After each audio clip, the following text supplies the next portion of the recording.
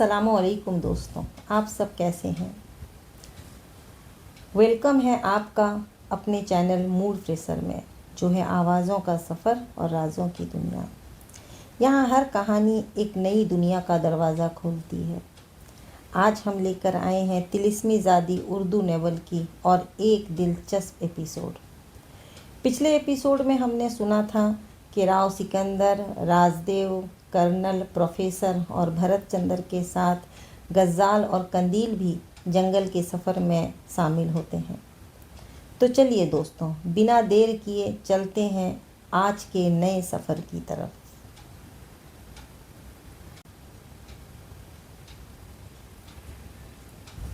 सिरातू की वापसी दूसरे दिन हुई और दूसरे दिन वो घोड़ों से लदा फंदा आया था। सबके इस्तेमाल के लिए घोड़े मौजूद थे। गो ये बहुत शानदार घोड़े नहीं थे, लेकिन फिर भी जंगल से पकड़े हुए थे और अच्छे खासे थे। उनके साथ साथ ही 2 खच्चर भी लाए गए थे, जो कर्नल फिरोज़ का कारनामा था। बिलासुबह इस सिलसिले में दूसरे लोगों के जहन में ये बात नहीं आई थी, लेकिन कर्नल फिरोज़ ने बताया कि सिरातू के ससुर के पास बड़े मजबूत किस्म के खच्चर मौजूद थे और उसी ने यह मशवरा भी दिया कि जंगलों में दाखिले के लिए खच्चरों पर सामान लादना ज़्यादा बेहतर है, क्योंकि सामान का वज़न खच्चर ही सही तौर से उठा सकते हैं। उसके साथ ही सिरातू के ससुर ने कुछ और भी कार्रवाइयाँ की थीं। मसलन उसने जड़ी बूटियों के ऐसे मरहम दिए थे जो जंगल की फ़िज़ा में बड़े कारआमद हो सकते थे। ये मरहम छोटे मोटे ज़ख्मों पर भी काम करते थे और जंगली कीड़ों के कांटे के लिए भी अक्सीर थे। सिरातू ने बताया कि उसका ससुर हकीम भी है और जड़ी बूटियों से बेहतरीन इलाज करता है। गरज के सिरातू की ज़ात उनके लिए दर हकीकत चिराग के जिन ही की सी साबित हुई थी। उसने उन्हें इतनी आसानियां फराहम कर दी जिनका ये इस दूर दराज बस्ती में तसव्वुर भी नहीं कर सकते थे। सिरातू के अंदर और कोई तब्दीली हुई हो या ना हुई हो, लेकिन कम अज़ कम उसके वसाइल बहुत बढ़ गए थे और यकीनी तौर पर तजुर्बा भी, जबकि इस वक्त वो एक लाउबाली सा नौजवान था जब ये पहली बार उसके साथ सोबारा के जंगलात में दाखिल हुए थे। जब ये तमाम तैयारियां मुकम्मल हो गईं तो उसके बाद बस्ती सोबारा में रुकने का सवाल ही नहीं था। हाँ, सिरातू ने दबी ज़ुबान में राजदेव से ये ज़रूर कहा था कि जो कुछ उसे दिया गया है वो उसके लिए नाकाबिले यकीन है, और जो कुछ तुम्हें मज़ीद दिया जाएगा सिरातू, वो भी तुम्हारे लिए नाकाबिले यकीन होगा। सर, मैं आपका सर्वेंट, आपका खादम, बस और कुछ नहीं, सिरातू ने ममनूनियत से कहा था। तमाम तैयारियां मुकम्मल हो गईं और उसके बाद ये लोग एक सुबह सोबारा के जंगलात की जानिब चल पड़े। हर तरह के बंदोबस्त कर लिए गए थे। सिरातू ने तो इस बार वाकई कमाल कर दिखाया था। चुनांचे उसने ऐसी सब्जियां जो तवील अरसे तक चल सकती थी स्टोर कर ली थीं और उन्हें खच्चरों पर लाद दिया था, और भी ऐसी बेशुमार चीज़ें जो रास्ते में काम आ सकती थी। और इस बार यकीनन पहले की निस्बत ये सफ़र मुअश्शर और शानदार था। घोड़े भी बज़ाहिर देखने में ख़ास महसूस न होते थे, लेकिन जब वो जंगल में दाखिल हुए तो उन्होंने अपनी शान दिखाना शुरू कर दी। आगाज़ वहीं से किया गया था जहाँ से पहली बार वो सोबारा के जंगलात में दाखिल हुए थे। प्रोफेसर गौरी, भरत चंद्र, कर्नल फिरोज़, गज़ाल और कंदील बहुत खुश थे। जंगल की एक एक शय देखकर उनके चेहरे पर हैरत के नुकूश बेदार हो जाते थे। सिरातू राजदेव और राव सिकंदर के साथ अपने घोड़े पर सफ़र कर रहा था और कभी कभी उनसे बातें भी करता जाता था। घोड़ों को निहायत सुस्त रवि से आगे बढ़ाया जा रहा था और उन्हें दौड़ाने की ज़रूरत नहीं पेश आई थी। राजदेव ने कहा, कोई तब्दीली नहीं हुई है यहाँ। क्यों सिरातू, सोबारा की रिवायात वही है? नहीं सर, उनमें ग्रेट चेंज हुआ है, सिरातू ने जवाब दिया। ओहो, वो क्या? सर, अभी उधर और सोबारा से आगे और भी बहुत सा बस्ती आबाद हो गया। उधर डाकू लोग छोटा छोटा बस्ती में डाका मार कर इंसान लोगों को नुकसान पहुंचाता था। बट गवर्नमेंट ऑफ इंडिया इधर आर्मी अटैक किया और डाकू लोग से ढिसू ढिसू हुआ। फिर उधर बहुत सा डाकू मारा गया और बहुत सा गिरफ्तार हो गया। तब आसपास का बस्ती वाला खुश हुआ और उसने 112 के आगे अपना घर बनाया। सर, इधर 20-20 और 25-25 घर पर बस्ती आबाद है और वो लोग इधर खेती बाड़ी भी करता है। बहुत खूब, ये तो वाकई एक खुशगवार तब्दीली है। ये बस्तियाँ कितने फासले तक फैली हुई हैं? ज़्यादा दूर नहीं। वो लोग ज़्यादा दूर नहीं गया क्योंकि इधर जानवर लोग बहुत ख़तरनाक होता है। अभी जब डाकू उन जंगलों में था तो जानवरों को ख़त्म करता, बट सर जब डाकू ख़त्म हुआ तो इन जानवरों का राज हो गया और इधर ज़्यादा जानवर आ गया। Oh good, very good. इसका मकसद है कि शिकार के ज़राए वसी हो गए। सर, ये जानवर लोग बस्ती वाले को नुकसान पहुंचाता, बट पास एमुनेशन नहीं, इसलिए वो नुकसान उठाता। राव सिकंदर का चेहरा मुसर्रत से जगमगाने लगा। राजदेव ने मुस्कुराते हुए उसे देखा और बोला, ये तो तुम्हारे लिए खुशखबरी है। हाँ, है तो खुशखबरी, लेकिन ये इंसाफ मज़ीद एहतियात की दावत देता है। बेशक, दूसरों को उससे आगाह करना पड़ेगा। जल्दबाजी की ज़रूरत नहीं, दिन का सफ़र एहतियात से किया जाए। रात को जब कैंप लगाएंगे तो दरिंदों के बारे में भी एहतियात कर लेंगे। राव सिकंदर ने जवाब दिया। पूरा दिन घोड़ों का सफ़र जारी रहा और उन्होंने तकरीबन 4 या 5 मील का रास्ता तय किया। यहाँ तक कि शाम हो गई।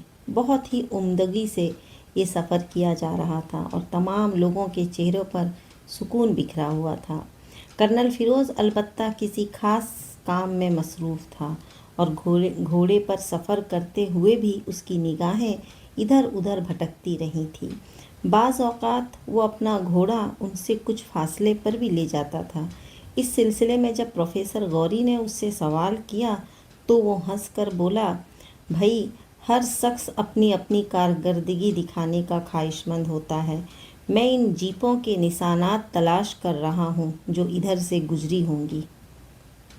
ओह, दिलचस्प बात है कर्नल। हाँ, लेकिन अभी तक उसमें कोई कामयाबी नहीं हासिल हो सकी है। ये ज़मीन बिलाशुबा ऐसी है कि उस पर कोई निशान पड़ने के बाद कई दिन तक रह सकता है, लेकिन गालिबन हमारा दोस्त एडमंड गार्सा इधर से नहीं गुजरा है। जंगल में दाखिल होने के लिए कोई भी रास्ता अख्तियार किया जा सकता है। वैसे ये दरख्त जिस अंदाज में उगे हुए हैं उनके दरमियान सफ़र बहुत आसान नहीं है और जीपों ने यकीनन इधर का रुख नहीं किया होगा। कर्नल फिरोज़ ने कोई जवाब नहीं दिया। रात के लिए कैंपिंग की जगह तलाश कर ली गई और उसके बाद बहुत उम्दगी से रात गुजारने का बंदोबस्त किया गया। इस दौरान ख़ास तौर से कंदील पर निगाह रखी गई थी और वो लोग महसूस कर रहे थे कि कंदील ज़रूरत से ज़्यादा हसास बसास है। सभी से गुफ्तगू करती रही थी और जंगलों के बारे में अपनी पसंदीदगी का इजहार भी करती रही थी। गज़ाल के सुपुर्द चूँकि उसकी निगरानी मुकम्मल तौर से कर दी गई, इसलिए वो कंदील के साथ ही साथ रहा था और कंदील ने उससे भी अपनी खुशी का इजहार किया था। रात के लिए ख़ास तौर से बंदोबस्त करते हुए राजदेव ने तमाम लोगों को बता दिया कि सिरातू के कहने के मुताबिक इन जंगलात में दरिंदों का वजूद पाया जाता है और हर लम्हा होशियार रहना होगा। चुनांचे रात के पहरे का खुसूसी तौर पर बंदोबस्त कर दिया गया। 2 शिफ्टों में ड्यूटियां लगाई गई थी। पहली शिफ्ट की ड्यूटी गज़ाल और प्रोफेसर गौरी की थी। प्रोफेसर गौरी ने अपने हाथों में राइफ़ल थामी और हंसते हुए बोले, ये राइफ़ल मैं सिर्फ इस शर्त पर चला सकता हूँ कि गज़ाल मेरे पीछे रहें और जब राइफ़ल से मुझे धक्का लगे तो वो मुझे गिरने से बचा लें।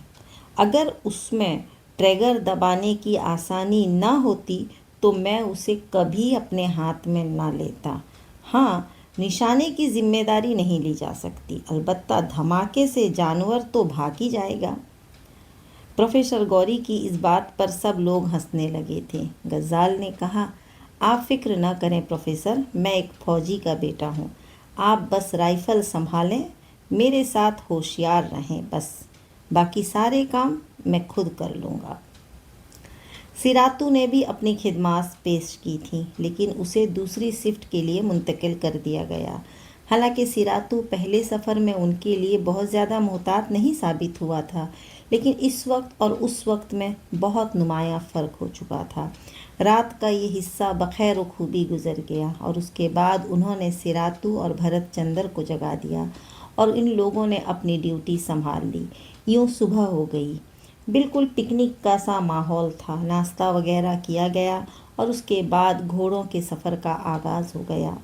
قندیل کو گھوڑے کے سفر میں کوئی دقت نہیں پیش آئی تھی، وہ بہت خوش دلی سے یہ سفر کر رہے تھے اور کئی بار اس نے راؤ سکندر اور دوسرے لوگوں سے گفتگو کی تھی اور اس سفر سے اپنی پسندیدگی کا اظہار کیا تھا۔ دوپہر گزری تو وہ چھوٹی چھوٹی جھاڑیوں والے ایک جنگل میں پہنچ گئے جس کے دوسری جانب کچھ جھوپڑیاں نظر آ رہی تھیں۔ جھوپڑیوں کی بائیں سمت اچھا خاصا سبزہ زار پھیلا ہوا تھا اور یہ انسانی ہاتھوں کا کارنامہ تھا۔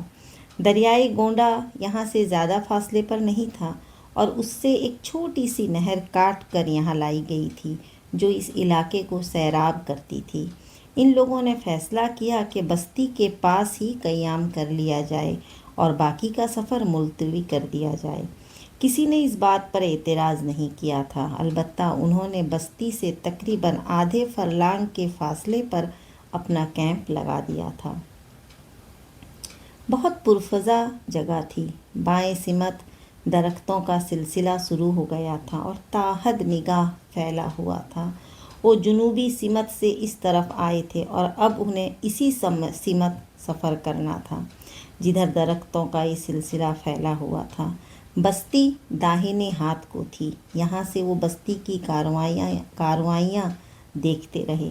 بستی والوں نے بھی ان اجنبی لوگوں کو دیکھ لیا تھا، چنانچہ کئی عورتیں اور بچے اس طرف نکل آئے اور دور ہی دور سے ان لوگوں کو دیکھتے رہے۔ بستی والوں سے کوئی خاص بات معلوم نہیں کرنی تھی، چنانچہ انہوں نے بھی ان کی جانب توجہ نہیں دی اور اپنے اپنے کاموں میں مصروف ہو گئے۔ چھوٹی چھوٹی جھاڑیاں آس پاس اگی ہوئی تھیں۔ شام کے تقریباً 6 بجے تھے کہ راؤ سکندر نے 2 بوڑھے آدمیوں کو دیکھا جو ایک جھاڑی کے پاس خاموش بیٹھے ان کی جانب دیکھ رہے تھے۔ ان کے بال بکھرے ہوئے تھے، جسموں پر برائے نام لباس تھے اور وہ کچھ اس طرح خاموش بیٹھے تھے کہ کچھ سمجھ میں نہیں آتا تھا۔ غالباً کھانے پینے کی کسی شے کی تلاش میں تھے۔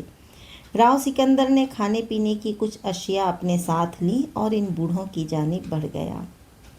راؤ سکندر کے قریب پہنچنے پر بھی وہ دونوں نہ چونکے تو راؤ نے ان سے کہا، تم یہاں کیوں بیٹھے ہوئے ہو؟ تب وہ پریشانی سے ادھر ادھر ہاتھ پاؤں مارنے لگے۔ تبھی راؤ سکندر کو احساس ہوا کہ وہ دونوں نابینا ہیں۔ عجیب پراسرار سی شکلیں تھیں۔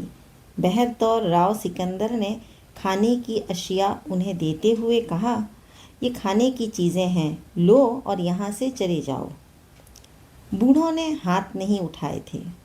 راؤ سکندر نے وہ اشیاء ان کے جسموں پر رکھ دیں اور واپس پلٹ پڑا۔ اسے کوئی خاص احساس نہیں ہوا تھا، لیکن ابھی وہ زیادہ دور نہیں گیا تھا کہ دفتن ہی اس نے اپنے داہنے ہاتھ پر سیاہ رنگ کا ایک عظیم الحفظ ریچھ دیکھا جو کسی درخت کے عقب سے نمودار ہوا تھا۔ ریچھ نے راؤ سکندر کو دیکھ لیا تھا، وہ اپنے مخصوص انداز میں آ رہا تھا، چلتے چلتے رک جاتا اور زمین پر کچھ سونگھنے لگتا۔ راؤ نے دور ہی سے اس کا نشانہ لیا اور چند لمحات اسی طرح خاموشی سے گزر گئے۔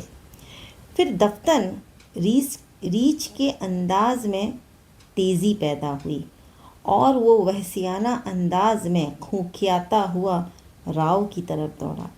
راؤ نے اس پر فائر کر دیا، مگر یوں لگتا تھا جیسے ریچھ پر कोई असर ना हुआ हो। वो अपने भयानक दांत किचकिचाता हुआ राव पर हमला आवर हुआ और राव ने उसके हमले से बचने के लिए एक सिमत छलांग लगा दी। रीछ अपने ही जोर में आगे निकल गया था। चंद ही सेकंड के बाद वो पलटा, मगर इतनी देर में राव उसका सही निशाना बांध चुका था। उसकी राइफल से दूसरी गोली निकली और वैसी रीछ जमीन पर ढेर हो गया। फायरिंग की वो आवाज़ें सुनते ही दूसरी जानिब एकदम सब लोग होशियार हो गए और राइफलें लेकर इसी तरफ दौड़ पड़े, लेकिन रीछ मर चुका था। राजदेव उसके करीब पहुंचा और उसके होठों पर मुस्कुराहट फैल गई। तो गोया तुमने अपना काम शुरू कर दिया। बड़ा शानदार रीछ है और मैं तुम्हें इस नए सफ़र में, बल्कि नई मुहिम में पहले शिकार की मुबारकबाद देता हूँ। राव ने कोई जवाब न दिया और खामोशी से रीछ को देखता रहा। राज फिर बोला, क्या बात है, खामोश क्यों हो? ओह नहीं, कोई ख़ास बात नहीं। इस शिकार से कुछ पुरानी यादें ताज़ा हो गई हैं। राव सिकंदर ने मुस्कुराते हुए कहा। कर्नल फिरोज़ और गज़ाल ने भी राव को मुबारकबाद दी। राव ने बूढ़ों के बारे में कुछ बताने के लिए उधर गर्दन घुमाई, लेकिन फिर चौंक पड़ा। अब वो दोनों बूढ़े वहाँ मौजूद न थे। खाने पीने की जो अशिया उन्हें दी गई थी वो उसी तरह पड़ी हुई थी। अरे वो कहाँ गए? राव के मुंह से निकला। कौन? दो बूढ़े आदमी उस जगह बैठे थे, राव ने कहा, और सब उसके इशारे की सिमत देखने लगे। बूढ़ों का दूर दूर तक पता नहीं था। गालिबन रीछ को देखकर भाग गए थे। राव उन्हें बूढ़ों के बारे में बताने लगा। बस्ती के लोग होंगे, इसमें परेशानी की क्या बात है? भरत ने कहा। वो कुछ अजीब से थे, या फिर मुमकिन है मेरा वहम हो। राव ने बात ख़त्म कर दी। वो बस्ती के करीब थे और थोड़े फासले पर ज़िंदगी रवां दवां थी, लेकिन रीछ के तजुर्बे ने ये बात वाज़ेह कर दी कि ये जगह महफूज नहीं है और यहाँ भी पूरी एहतियात रखनी है। चुनांचे पहरे का बंदोबस्त कर दिया गया और फिर सब लोग खाने पीने से फारिग होकर खुशगप्पियाँ करने लगे। प्रोफेसर गौरी ने कहा, मेरे लिए ये सब कुछ बहुत अजीब है।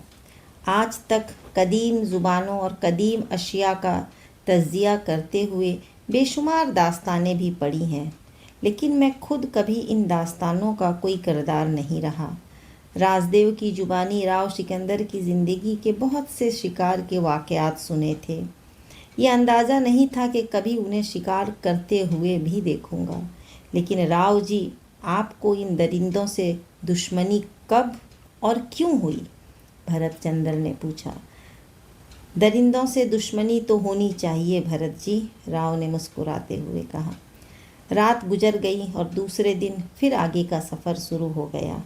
आज के सफ़र में कोई काबिल ज़िक्र वाक़या नहीं पेश आया था। हाँ, शाम को बादलों का रंग देखकर राजदेव और राव सिकंदर मुतफक्कर हो गए थे। दोनों ने एक दूसरे के चेहरे को देखा और राव बोला, बादल छा रहे हैं देव। मैं भी देख रहा हूँ, मैं भी वही देख रहा हूँ। ये तो खतरनाक बात हो गई। तुम्हें वो हौलनाक सैलाब याद है ना? हाँ, राज ने गहरी सांस लेकर कहा। मेरे ख्याल में इलाका भी वही है। अब क्या किया जाए? बादलों का रंग देखते हैं, उसके बाद आगे बढ़ने का फ़ैसला करेंगे। वैसे अगर सूरत हाल ख़तरनाक हो गई तो वापसी ही मुनासिब रहेगी, खा कहीं रुक कर इंतज़ार करना पड़े। दूसरे लोगों को इस खतरे से आगाह नहीं किया गया था, लेकिन आगे का सफ़र मुलतवी कर दिया गया। बादल गहरे होते जा रहे थे। कैंप लगा दिया गया। राव और राज मुतफक्कर से थे। राव किसी काम से कंदील की छोलदारी में दाखिल हुआ तो ये देखकर चौंक पड़ा कि कंदील लकड़ी के वो टुकड़े लिए बैठी थी। उसका चेहरा ठीक था, लेकिन वो कुछ खोई खोई सी थी। राव सिकंदर को देखकर वो बुझे बुझे अंदाज में बोली, नहीं, तशवीश बेकार है, कुछ नहीं होगा। किस सिलसिले में कंदील?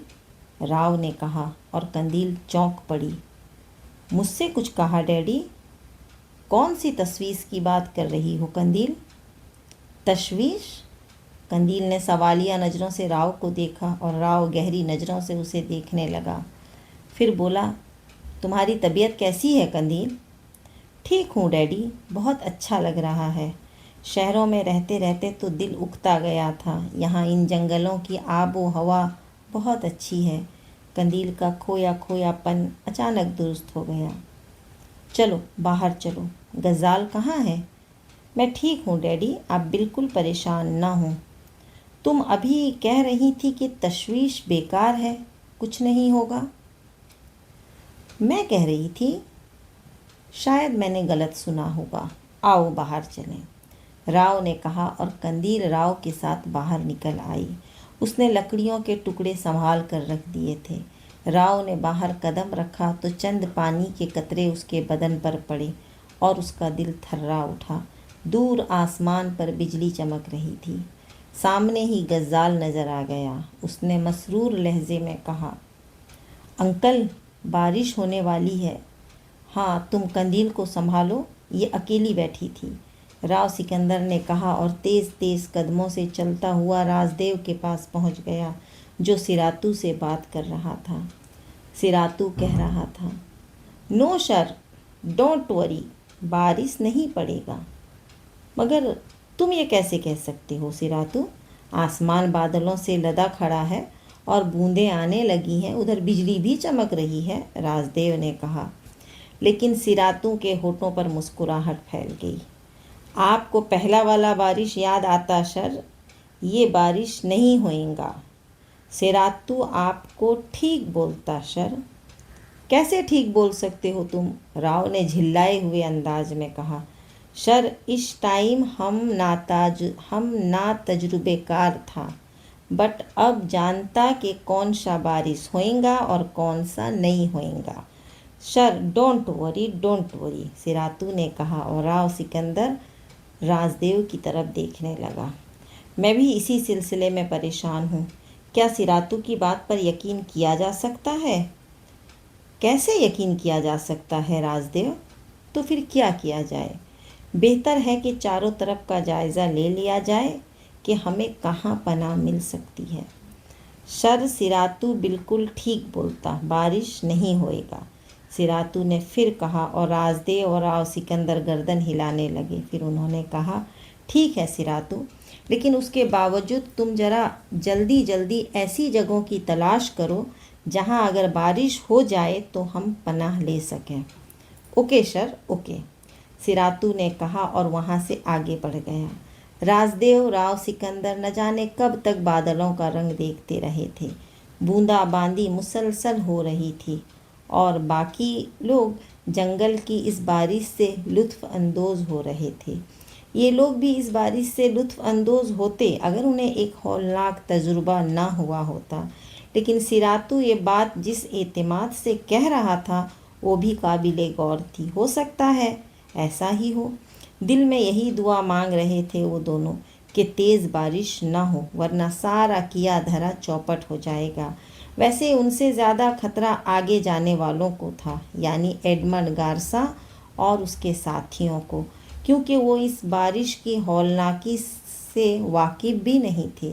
لیکن سراتو کا کہنا درست ہوا۔ آدھی رات اسی بوندا باندی میں گزر گئی اور اس کے بعد آسمان پر تارے نکل آئے اور ان لوگوں نے سکون کی سانس لی۔ واقعی سراتو کا کہنا ہی درست ہوا تھا۔ اس کے علاوہ راؤ سکندر کو قندیل کے الفاظ بھی یاد تھے اور ان کا موازنہ وہ ان الفاظ سے کر رہا تھا جن میں قندیل نے اس کے ایک شکاری دوست کی موت کی پیش گوئی کی تھی۔ قندیل کی اس وقت کی کیفیت کم از کم اس جیسی ہی تھی جیسی اس وقت تھی جب وہ لکڑیوں کے ٹکڑے سے کھیل رہی تھی۔ رازدیو اور راؤ سکندر نے دوسروں کو بتائے بغیر رات کو جاگنے کی ڈیوٹی اپنے سپرد لے لی تھی، لیکن ان کے دل میں اصل خطرہ بارش کا تھا، جو صبح ہوتے ہوتے بالکل ٹل گیا اور صبح کا سورج بھی کافی چمکدار تھا۔ چنانچہ ان لوگوں نے مطمئن انداز میں آگے کے سفر کا آغاز کر دیا۔ گھوڑے تیز رفتاری سے نہیں دوڑائے جا رہے تھے اور ایک طرح سے تفریحی کیفیت ہی برقرار رکھی گئی تھی۔ قندیل اس سلسلے میں کافی دلچسپی لے رہی تھی اور غزال کا ساتھ اس کے لیے بہت دلکشی کا حائل تھا، جس کا احساس سب ہی کو ہو رہا تھا۔ ویسے لکڑی کے ٹکڑے اس نے اپنی جان کے ساتھ لگا رکھے ہوئے تھے اور انہیں ہمیشہ اپنے سینے کے ساتھ رکھتی تھی۔ سفر کا یہ دن دوپہر کو 2:30 تک پرسکون رہا۔ دوپہر کے کھانے کے لیے انہوں نے ایک جگہ منتخب کی۔ اس دوران اتفاق ہی تھا کہ انہیں کوئی بستی نہ کوئی درندہ نظر آیا، لیکن آگے کچھ آثار مل رہے تھے کہ کوئی آبادی ضرور موجود ہے۔ 2:30 کے بعد راؤ سکندر نے رائفل سنبھال لی اور اطراف کا جائزہ لینے لگا۔ رازدیو بھی مسکراتا ہوا اس کے پاس پہنچ گیا تھا اور پھر کرنل فیروز بھی اپنی رائفل سنبھالے قریب آ گئے۔ بھئی، آپ حضرات اگر کسی درندے سے دشمنی کا ارادہ باندھ رہے ہیں تو ہم بھی تو آپ ہی کے دوست ہیں۔ بہت پہلے بندوق چلاتے تھے اور دشمنوں کا شکار کرتے تھے۔ آج اگر کسی درندے کا شکار ہمیں بھی کرا دیا جائے تو کم از کم زندگی میں ایک یادگار ہی رہے گا۔ رازدیو اور راؤ سکندر نے مسکراتے ہوئے ان کا خیر مقدم کیا اور پھر راؤ ہنس کر بولا، بیچارے پروفیسر گوری درندوں کے لیے پریشان نظر آتے ہیں۔ ان کے خیال میں ہم لوگ ان درندوں کو بلا وجہ نقصان پہنچا رہے ہیں۔ کافی دور نکل آئے تھے یہ تینوں باتیں کرتے ہوئے۔ رازدیو اور راؤ سکندر کی نگاہیں ہر جھاڑی، ہر درخت کا جائزہ لے رہی تھیں۔ ماحول اب کافی خوفناک ہو گیا تھا اور اصل جنگل شروع ہو گیا تھا۔ اندازہ یہ ہوتا تھا کہ اس سے آگے جانے کے بعد جنگل کا یہ حصہ کچھ اور گھنا، کچھ اور ہولناک ہو جائے گا۔ چنانچہ اب صحیح معنوں میں سفر کا آغاز ہوا تھا۔ ویسے پچھلی بار جو مناظر ان کے سامنے آئے تھے، اس وقت ان کا کوئی نام و نشان نہیں تھا۔ جنگل کچھ اور گھنا، کچھ اور خوفناک ہو گیا تھا۔ حالانکہ اس وقت جو سیلاب ان کے سامنے آیا تھا اس نے درختوں میں بھی تباہی مچا دی تھی اور لاتعداد درخت زمین بوس ہو گئے تھے، لیکن اب ان کا نام و نشان بھی نہیں ملا تھا۔ یقینی طور پر مقامی باشندوں نے ان کی سوکھی ہوئی لکڑیاں خرچ کر لی ہوں گی اور جنگل صاف کر دیا ہوگا۔ وہ لوگ آگے بڑھتے رہے، پھر دفتن ہی کرنل فیروز کے نتنے پھولنے پچکنے لگے اور انہوں نے رازدیو کے شانے پر ہاتھ رکھتے ہوئے کہا، ہر چند کہ میں ذات کا کشائی نہیں ہوں، لیکن گوشت کی بو سے کچھ واقفیت ہے میری۔ اوہ، تو کیا آپ بھی؟ ہاں، کیا مطلب؟ کرنل فیروز نے کہا، آپ بھی سڑے ہوئے گوشت کی بو محسوس کر رہے ہیں؟ ہاں ہاں، بالکل، اور اگر میرا اندازہ غلط نہیں ہے تو یہ اس سمت ہے۔ کرنل فیروز نے ہوا کو سونگھتے ہوئے ایک جانب اشارہ کیا اور تینوں محتاط انداز میں آگے بڑھنے لگے۔ جنگل میں اس قسم کی بو حیرت ناک نہیں تھی، کیونکہ درندے جانوروں کا شکار کر کے ان کی لاشیں اسی طرح چھوڑ دیا کرتے تھے، لیکن بہرطور کسی درندے کی تلاش میں یہ بو سونگھتے ہوئے آگے بڑھنا ان کی فطرت کے عین مطابق تھا۔ اور اس کے بعد وہ بڑی بڑی جھاڑیوں کے ایک جھنڈ کے پاس پہنچ گئے جہاں سے یہ بو آ رہی تھی۔ رازدیو اور راؤ سکندر نے اپنے شکاری تجربے کی بنیاد پر کرنل فیروز کو آگے بڑھنے نہ دیا۔ لاش کے پاس درندہ بھی موجود ہو سکتا تھا اور پھر یہ اندازہ لگا کر کہ درندہ وہاں موجود نہیں ہے، رازدیو نے پہلے جھاڑیاں ہٹائیں اور اس کے بعد 2 قدم پیچھے ہٹ گیا۔ انسانی لاش ہے، اس نے جواب دیا اور پھر تینوں جھاڑیوں میں گھس گئے۔ جھاڑیوں میں انہیں جو کچھ نظر آیا وہ واقعی حیرت ناک تھا۔ انسانی لاش کے چند ٹکڑے ہاتھوں اور پیروں کی ہڈیاں بکھری ہوئی تھیں۔ تھوڑے سے کپڑے کی دھجیاں بھی تھیں جو گہری براؤن رنگ کی تھیں۔ پھر انہیں ایک انسانی سر بھی نظر آیا جو ایک جھاڑی میں اٹکا ہوا تھا، اور یہ دیکھ کر وہ حیران رہ گئے کہ یہ سر کسی سفید فام انسان کا تھا۔ ان کے چہروں پر شدید تجسس نظر آ رہا تھا۔ اس سفید فام کے بارے میں ایک ہی اندازہ لگایا جا سکتا تھا کہ یہ کسی بھی طور ایڈمنڈ گارساں کا ساتھی ہو سکتا ہے۔ جھاڑیوں میں خون کے دھبے اور انسانی جسم کے ٹکڑوں سے بھی یہی اندازہ ہوتا تھا کہ لاش زیادہ پرانی نہیں ہے۔ زیادہ سے زیادہ اسے 2 دن ہوئے ہیں۔ راؤ سکندر اور رازدیو آس پاس کی چیزوں کی جانب متوجہ ہو گئے اور کرنل فیروز کے حلق سے ایک آواز نکل گئی اور راؤ سکندر اور رازدیو چونک کر اسے دیکھنے لگے۔ کیا بات ہے کرنل؟ جیپوں کے ٹائروں کے نشانات دیکھو، یہ بہت مدھم رہ گئے ہیں، لیکن میں دعوے سے کہہ سکتا ہوں کہ مجھ سے زیادہ انہیں کون پہچان سکتا ہے۔ رازدیو اور راؤ سکندر نے بھی وہ نشانات دیکھے اور دونوں اس بات پر متفق ہو گئے کہ یہ جیپوں کے ٹائروں ہی کے نشانات ہیں۔ گاڑیاں ادھر سے گزری ہیں اور وہ اندازہ لگانے لگے لاش کے آس پاس کوئی خاص چیز برآمد نہیں ہوئی تھی جس سے یہ اندازہ ہوتا تھا کہ یہ شخص کون ہے اور اس کا نام وغیرہ کیا ہے۔ بہرحال چہرہ دیکھ کر یہ احساس ہو جاتا تھا کہ وہ 100% ایڈمنڈ گارساں ہی کا کوئی ساتھی ہے، اور ایک اندازہ انہوں نے بس قائم کر لیا تھا۔ وہ یقیناً گارساں کا کوئی ساتھی تھا جو کسی درندے کا شکار ہو گیا۔ گارساں کے ساتھی بدحواسی کے عالم میں بھاگ گئے اور اپنے ساتھی کے لیے کچھ نہ کر سکے۔ درندے نے اطمینان سے اپنے شکار کو چٹ کر لیا تھا۔ اس ہولناک واقعے نے انہیں بہت متاثر کیا تھا اور وہ ایک عجیب سی سنسنی محسوس کر رہے تھے۔ اس کے بعد آگے بڑھنے کا ارادہ ترک کر کے وہ واپس پلٹ پڑے۔ واپس آتے ہوئے وہ اسی موضوع پر بات کرتے رہے تھے۔ اگر یہ شخص گارساں کا ساتھی ہی تھا تو اب ان لوگوں کے حواس بھی بگڑ چکے ہوں گے اور وہ یقیناً خوف زدہ ہوں گے، کرنل نے کہا۔ اس سے زیادہ ہمیں اس بات کا خیال رکھنا ہے کرنل کہ وحشی درندہ آس پاس ضرور موجود ہوگا۔ ہر چند کہ وہ اپنے شکار کو چٹ کر چکا ہے، لیکن وحشی جانوروں کو انسانی خون کی چاٹ لگ جائے تو پھر وہ بہت دور سے انسان کی بو سونگھ لیتا ہے۔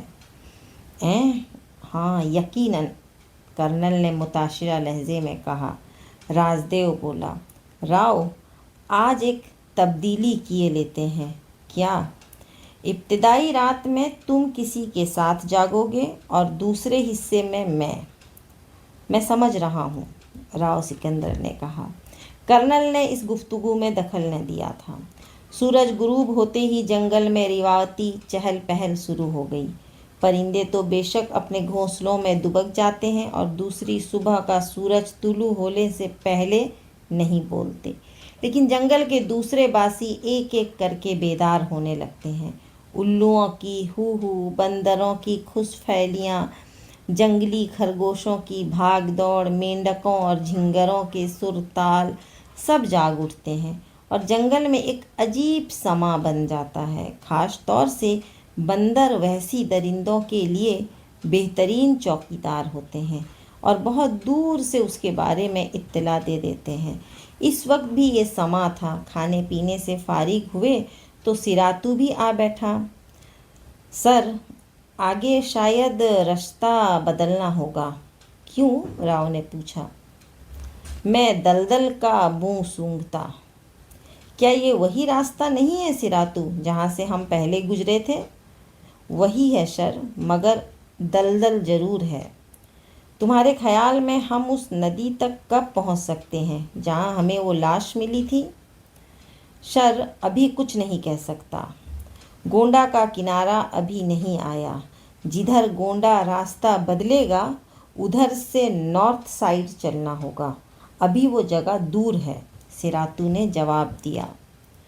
رات بھیگتی جا رہی تھی اور فضا میں خنکی بڑھتی جا رہی تھی۔ راؤ اپنی ڈیوٹی پر مستعد ہو گیا تھا اور اس کی نظریں دور دور تک کا جائزہ لے رہی تھیں کہ کرنل فیروز بھی اس سے چند گز کے فاصلے پر بیٹھا ہوا تھا۔ دونوں خاموش تھے۔ اچانک کافی فاصلے پر کسی پرندے کے परों की फड़फड़ाहट सुनाई दी और राव चौंकन्ना हो गया। ये फड़फड़ाहट बेमाने न थी। राव की निगाहें उस जगह जम गईं जहाँ से उसे ये आवाज़ सुनाई दी थी। फिर उसने कर्नल की तरफ देखा और सरगोशी के अंदाज में उसे आवाज़ दी, लेकिन कर्नल की तरफ से कोई जवाब नहीं मिला था। इस वक्त पोजीशन तब्दील भी नहीं की जा सकती थी। कर्नल के बारे में अंदाज़ा हो चुका था कि वो ऊँघ गया है। इस वक्त कर्नल को होशियार भी नहीं किया जा सकता था। इसी वक्त बंदरों के खोखियाने की आवाज़ उभरी और राव को यकीन हो गया कि दरिंदा पास ही मौजूद है। राव के एसाब तन गए और उसकी सारी शिकारी हिस्सें जाग गईं और उसके कान एक एक आहट को सुन रहे थे और उसने पत्तों के चरचराने की आवाज़ें साफ सुनी थीं। वो सांस रोके तैयार बैठा था और दरिंदे को देख लेने के लिए कोशा था। कई बार उसने झाड़ियाँ हिलती देखी थी। वो जानता था कि दरिंदे भी किसी कदर होशियार होते हैं और अगर उन्हें शिकारी के चौंकना होने का अंदाज़ा हो जाए तो वो खुद भी शिकारी को धोखा दे देते हैं। इस वक्त भी ऐसी ही कैफियत का एहसास हो गया था। यकायक कहीं दूर से एक सांभर की भयानक आवाज़ उभरी और फिर उसके बेतहाशा दौड़ने की आवाज़ें सुनाई दी, लेकिन उसके साथ ही एक और ऐसा शिकन चीख ने राव सिकंदर का दिल दहला दिया। ये आवाज़ इंसानी होते हुए भी गैर इंसानी थी। बिल्कुल बिल्ली की सी गुर्राहट उभरी थी और फिर धमा चौकड़ी मच गई।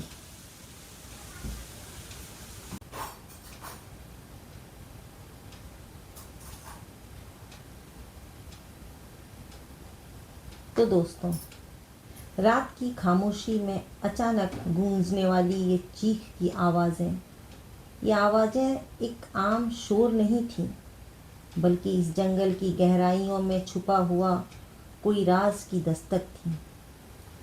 ये आवाज़ें सिर्फ राव और उसके साथियों के लिए खौफ का पैगाम नहीं, बल्कि उनके हौसलों का इम्तिहान भी है। आप अगले एपिसोड में पता चलेगा कि क्या राव और उसके दोस्त इन वहशतनाक आवाज़ों का राज खोल पाएंगे या खुद इस तिलिस्मी जंगल के कैद में फंस जाएंगे। तो दोस्तों, मिलते हैं अगले एपिसोड में। अगर वीडियो अच्छी लगे तो इसे लाइक, शेयर और सब्सक्राइब करना ना भूलें।